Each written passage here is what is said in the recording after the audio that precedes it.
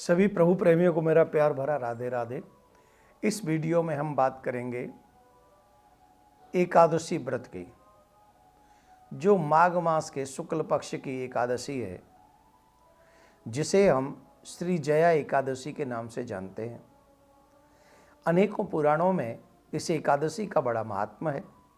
जिन लोगों ने जाने अनजाने में ब्रह्म हत्या जिनसे हुई है और जो भ्रूण हत्या कराए बैठे हैं, वो लोग भी इस एकादशी के व्रत को बड़े ध्यान से सुने और इसका पालन करें। और भी अनेक प्रकार के पाप हैं। एक और बात बता दें, हमें नहीं पता होता है कि कहीं हमारे पूर्वज भूत प्रेत पिशाच की योनि में गए हैं कि नहीं। तो मुझे लगता है एक बार उन सबके कल्याण के लिए भी जया एकादशी का व्रत अवश्य करना चाहिए। इसका बहुत बड़ा महात्म्य है। इसमें मैं ये भी बताऊंगा कि पारायण कब करना है और कौन सी तारीख को हमें जया एकादशी का व्रत करना है। धर्मराज के पूछने पर भगवान श्री कृष्ण कहते हैं, धर्मराज, शुक्ल पक्ष की माघ मास की एकादशी का नाम श्री जया एकादशी है।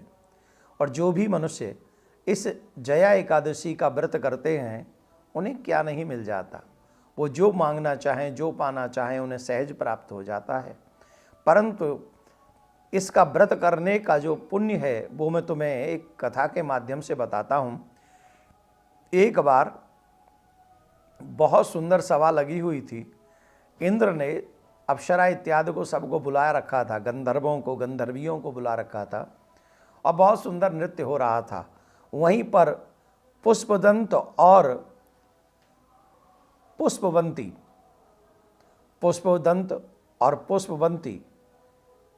उस सभा में उपस्थित थे। तो पुष्पदंत की उस सुंदरता को देखकर वो जो स्त्री थी, वो जो कन्या थी पुष्पवंती, वो मोहित हो गई। और जब वो नृत्य कर रहे थे, गायन कर रहे थे, उसमें वो कभी उनका गान छूट जाता था, कभी कोई टेक छूट जाती थी। ऐसे वो मिस्टेक करने लगे, क्योंकि उन दोनों का मन जो है एक दूसरे में था, नृत्य की बजाय, गायन की बजाय। कभी ताल छूटे जा रही थी। ये दृश्य देखकर देवराज इंद्र को समझते हुए देर नहीं लगी। उन्हें क्रोध आ गया कि ये अपने आप पर ध्यान दे रहे हैं बजाय नृत्य के ध्यान देने के, गायन पे ध्यान देने के। तो उन्होंने क्रोधित होकर शाप दे दिया और कहा, स्वर्ग से निकल जाओ और तुम जो है अपने किए का कर्म भोगो। तुम पिशाच और पिशाचनी बनकर पृथ्वी पर रहो। सांप को लेकर वो हिमालय पहुँचे और वहाँ वो दोनों प्रेत पिशाच और पिशाचनी बन गए, जो कि बहुत भयानक कष्ट होता है पिशाच की योनि में। हम और आप सिर्फ बोल सकते हैं, कथाओं में इजीली लगता है, लेकिन ये इतना इजी होता नहीं है। नरकों से भी बड़ी भयानक यातनाएं होती हैं पिशाच की योनि में। जल दिख रहा है, पी नहीं सकते, भोजन दिख रहा है, खा नहीं सकते, शरीर में भूख प्यास लगी हुई है, आंधी ताप बारिश सब सहन करना है। बहुत अजीब होता है। तो बहुत दिनों से वो कष्ट पा रहे थे। वो कह रहे थे, एक दूसरे से कहते थे, हमने ऐसा क्या अपराध कर दिया, कौन सा पाप कर दिया जिसके कारण हमें इतना बड़ा कष्ट उठाना पड़ रहा है। नरकों से भी ज़्यादा अधिक कष्ट इस योनि में हमको मिल रहा है। हे प्रिय, अगर हम लोगों ने अपना कल्याण नहीं किया तो हम ऐसे ही दुख पाते रहेंगे। एक दिन ऐसी प्रेरणा हुई, शुक्ल पक्ष की माघ मास की जया एकादशी का सुंदर समय आ गया। उनको पता नहीं कौन सी सोच आई और उन्होंने प्रण कर लिया कि आज हम कुछ ग्रहण नहीं करेंगे।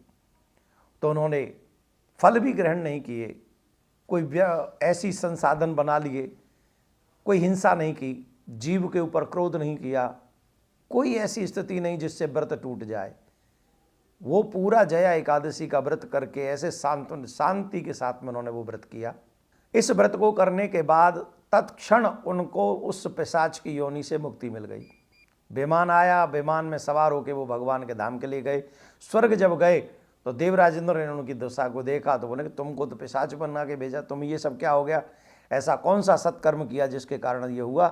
तब उन्होंने बताया तो कहा कि जो भगवान विष्णु की शरणागत हैं वो हमारे लिए पूजनीय हैं, तुम जाओ भगवान के धाम के लिए प्रस्थान करो। तो जिस जया एकादशी के व्रत से इन दोनों गंधर्व और गंधर्वी का कल्याण हो गया, हमें भी इस जया एकादशी के व्रत को बड़े मन क्रम वचन से करना चाहिए। इसका बहुत बड़ा पुण्य है। 29 जनवरी को ये व्रत रखा जाएगा, 30 को इसका पारायण किया जाएगा। इसका जो व्रत करते हैं उन्हें भ्रूण हत्या, ब्रह्म हत्या, बड़े बड़े पाप जिन्होंने किए हुए हैं, अगर सच्चे मन से ये व्रत करें तो उनके सारे पाप नष्ट हो जाते हैं।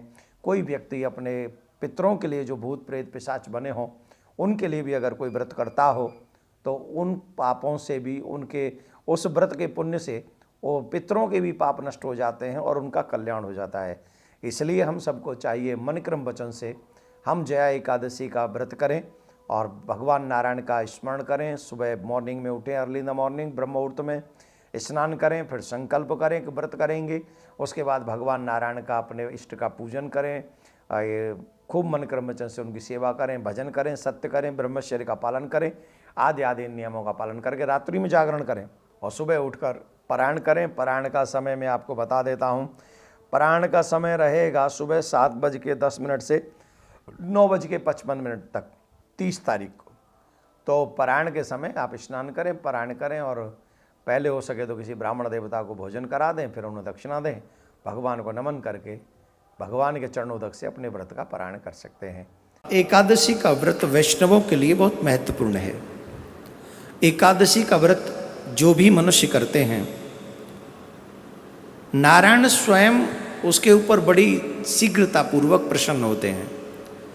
एकादशी के व्रत के विषय में ये कहा जाता है कि जो मनुष्य एकादशी के व्रत साल के 11 भी व्रत अगर कर ले तो व्यक्ति कभी नरक में नहीं जाता, वो तर जाता है, वो मुक्त हो जाता है। जो भी व्यक्ति इस व्रत को करता है उसकी सारी मंगलमयी कामनाएं पूर्ण हो जाती हैं।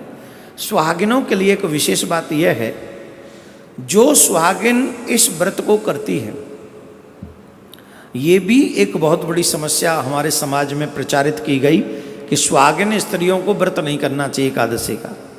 कोई कहता है सुहागिन को तुलसी नहीं पहननी चाहिए, कोई कहता है सुहागिन को चंदन नहीं लगाना चाहिए। भगवान जाने कहाँ कहाँ से ऐसे प्रवचन हमको कोई सुनाता है। इस व्रत में कहा गया है जो भी सौभाग्यवती इस व्रत को रखती हैं उनका सौभाग्य अखंड रहता है, उसके सौभाग्य को, उसका सुहाग दीर्घकालीन समय तक चिरजीवी रहता है। इसलिए सौभाग्यवती महिला को ये व्रत अवश्य करना चाहिए।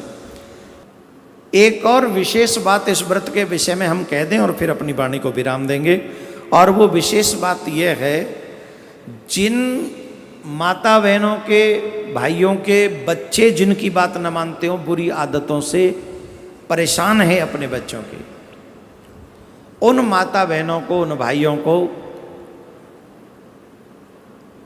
कामदा एकादशी व्रत करते हुए, पूजन करते समय भगवान से प्रार्थना करनी चाहिए। जो भी आपकी बच्ची की शिकायत है वो भगवान के चरणों में प्रकट करनी चाहिए। तो अगर आप ऐसी प्रार्थना भगवान से करेंगे तो जिन बच्चों में बुरी आदत है वो धीरे धीरे करके उन बुरी आदतों को त्याग देंगे और वो वैसे ही करने लगेंगे जैसा आप चाहते हैं। भगवान अपने इष्ट की पूजा करें, संयम रखें, झूठ न बोलें। इस दिन ध्यान रखें, झूठ न बोलें, क्रोध न करें, ब्रह्मचर्य का पालन करें। सुबह सूर्य उदय होने से पहले आप उठ जाएं। दोपहर में आप विश्राम न करें, अन्न ग्रहण न करें, चावल बिल्कुल भी ग्रहण न करें, और क्या नहीं करें, बस इतना ही कर लेना, इतने में मिल जाएगा फल एकादशी का।